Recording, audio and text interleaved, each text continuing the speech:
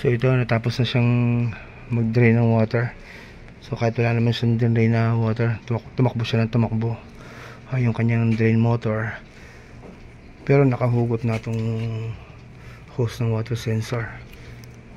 Pero medyo ilang minuto rin siyang nag-drain kahit na nakahugot na yun sa water sensor na yung tubo. So yan, lead lock. So problem, hindi naman din umikot yung spindle niya. So mamaya magdadan na yan kahit hindi naman umikot yung spindle.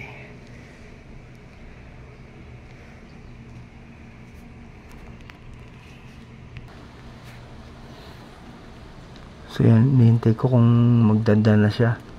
Magkukulay green na yung kulay, pero hindi siya umikot ng spindle.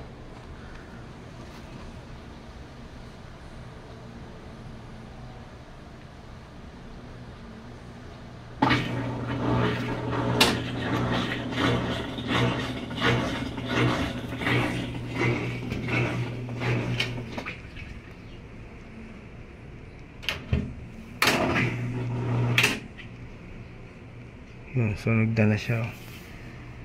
Yes sir, nagdan na naman hindi na umikot na.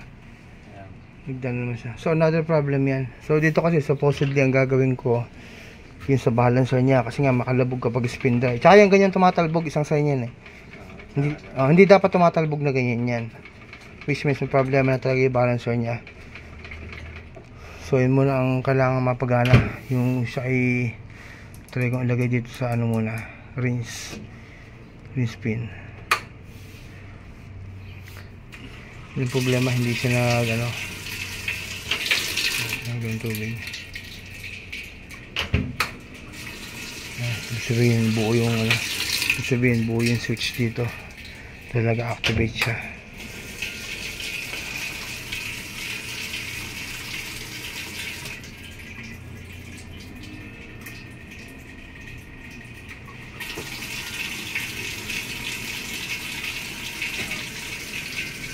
So yan, may problem din siya na hindi siya umiikot ng spring dry.